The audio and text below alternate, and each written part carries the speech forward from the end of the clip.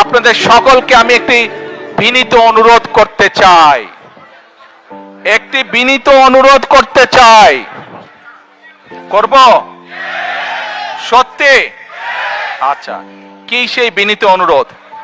প্রিয় ভাই বোনেরা, আপনাদের সাথে আমি 18 বছর ছিলাম।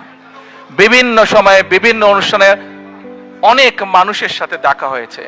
আপনাদের সাথে বহু স্মৃতি আমার রয়ে গিয়েছে। আপনাদের সাথে বহু দুঃখ কষ্ট আমি শেয়ার করেছি। আপনারা বিভিন্ন সময়, আমার বক্তব্যের শুরুতেই বলেছি, যুক্তরাজ্য সহ বিভিন্ন দেশের প্রবাসী, বিশেষ করে যারা জাতীয়তাবাদী, বাংলাদেশি জাতীয়তাবাদের রাজনীতিতে বিশ্বাস করেন, আপনারা বহু মানুষ বিভিন্ন সময় আমার পরিবারের, দলের বিপদের সময় আমাকে মানসিকভাবে সাহস দিয়েছেন, সহযোগিতা করেছেন, সমর্থন জুগিয়েছেন। আজকে বিশেষ করে লন্ডনে যারা আছেন, বিশেষ করে তোমরা যারা ইয়াং আছো, ছবি তোলার জন্য পাগল হয়ে যাচ্ছ, প্রত্যেকের কাছে আমার একটি অনুরোধ, 25 তারিখে ইনশাআল্লাহ আপনাদের দয়া, আল্লাহর রহমতে আমি দেশে ফিরে যাব। কিন্তু এখানে উপস্থিত, এই ঘরে উপস্থিত প্রত্যেকটি মানুষের কাছে আমার অনুরোধ, দয়া করে কেউ আপনারা এয়ারপোর্টে সেদিন যাবেন না। দয়া করে কেউ আপনারা এয়ারপোর্টে যাবেন না আপনারা।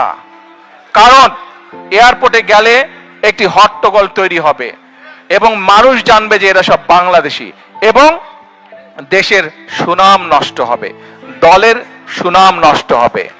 যারা এয়ারপোর্টে যাবেন না, যারা সেদিন এয়ারপোর্টে যাবেন না, আমার আজকের এই অনুরোধ যারা রাখবেন, আমি ধরে নেব তারা দল এবং সর্বোপরি দেশের সম্মানের প্রতি মর্যাদা রাখবেন।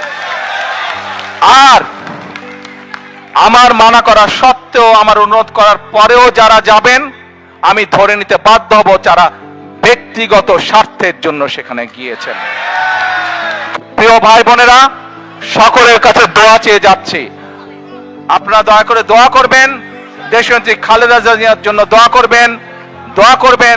আপনাদের সামনে যে পরিকল্পনা তুলে ধরেছি, আল্লাহ যাতে আমাকে তৌফিক দেন দেশ এবং দেশের মানুষের জন্য সেই কাজগুলো যাতে সম্পূর্ণ করতে পারি। আল্লাহ হাফেজ। বাংলাদেশ জিন্দাবাদ। বাংলাদেশ জাতীয়তাবাদী দল জিন্দাবাদ।